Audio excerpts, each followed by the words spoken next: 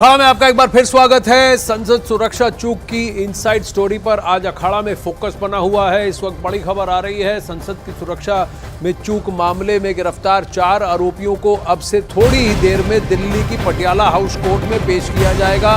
Delhi police संसद में हंगामा करने वाले आरोपियों को पटियाला हाउस कोर्ट के एडिशनल सेशन जज हरदीप कौर की कोर्ट में पेश करेगी।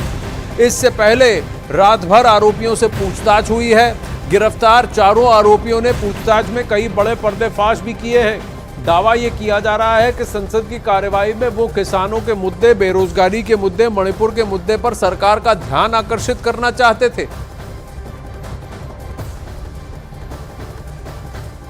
तो अब से थोड़ी देर में इनकी कोर्ट में पेशी होगी। यूएपीए के तहत इस मामले की जांच जारी है। इरादा या इशारा इस तरफ है कि दिल्ली पुलिस और भी फर्दर कस्टडी की मांग करेगी।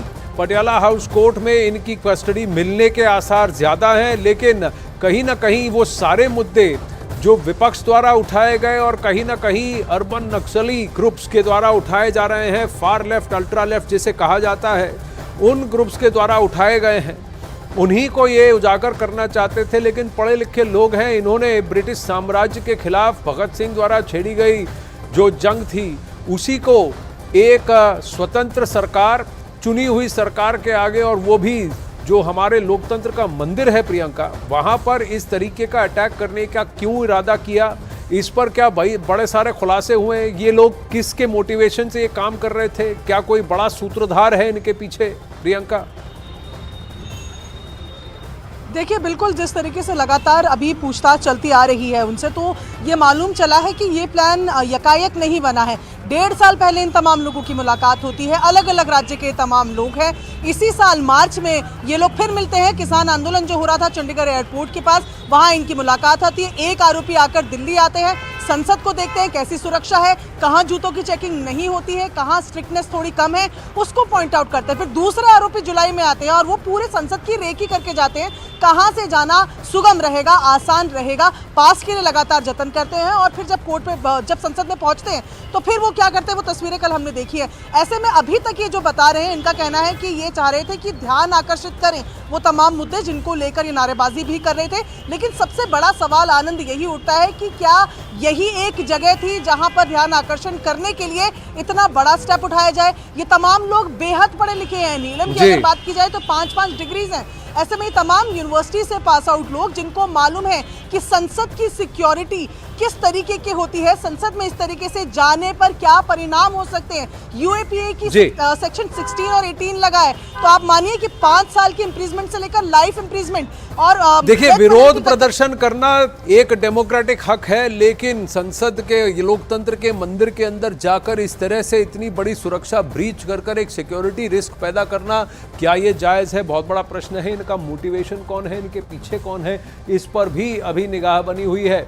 वहीं आरोपी विक्रम उर्फ विक्की के गुरुग्राम के जिस घर में बाकी आरोपी रुके थे, उस घर के अंदर की तस्वीरें अब सामने आई हैं। अखाड़ा में आपको दिखाते हैं तस्वीरें। विक्रम ने ही आरोपियों के ठहरने की व्यवस्था की थी। विक्की के कमरे से भगत सिंह की कई सारी किताबें मिली हैं। आरोपियों के बैग भी विक्की के कमरे में मिले हैं। दिल्ली पुलिस देर रात सभी आरोपियों के सामान अपने कब्जे में लेकर गई है। विक्की और उसकी पत्नी फिलहाल पुलिस की हिरासत में है, उनसे पूछताछ की जा रही है। ये वो तस्वीरें हैं। छोटा सा घर है, इस घर के अंदर आकर ये चारों रुके थे। 3 रातें 2 दिन, 10 तारीख से ये लोग 13 तारीख तक यहीं पर रुके थे। वहाँ कई सारे देवी देवताओं की तस्वीरें हैं, लेकिन कहीं ना कहीं भगत सिंह से इंस्पायर्ड ऐसा लग रहा है। बहुत सारी किताबें हैं।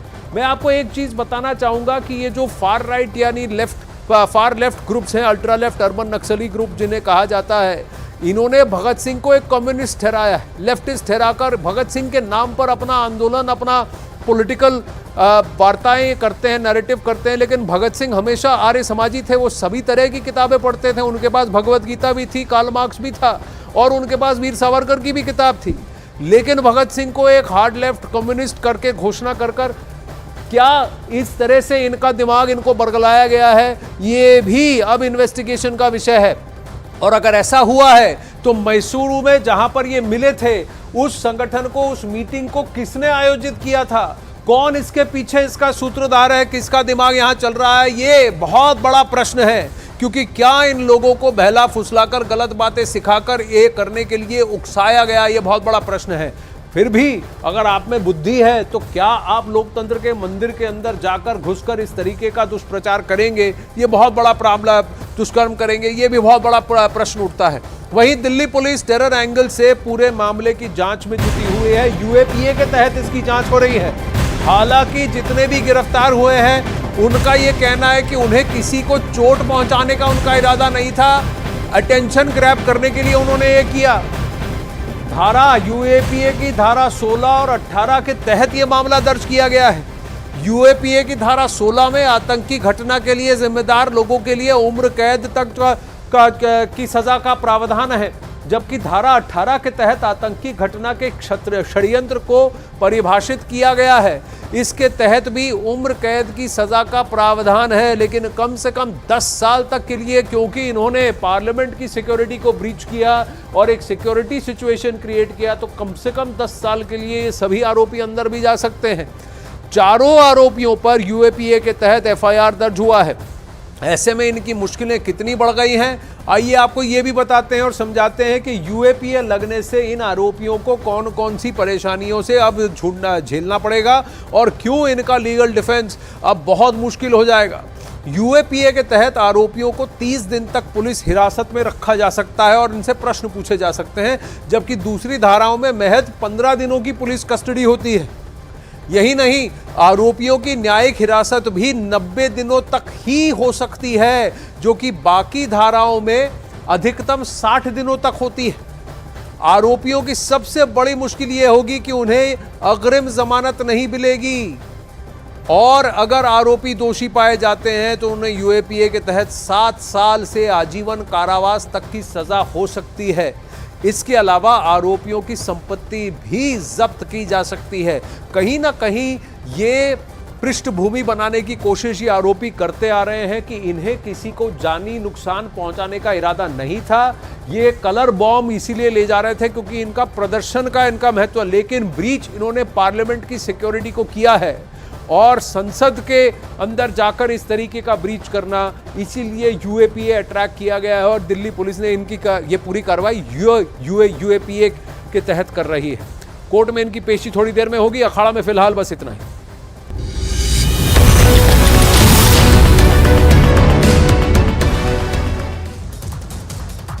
संसद में सुरक्षा चूक की घटना के बाद सुरक्षा प्रोटोकॉल को नया रूप दिया गया। सांसदों, स्टाफ और मीडिया के लिए अलग अलग प्रवेश द्वार आवंटित हुए।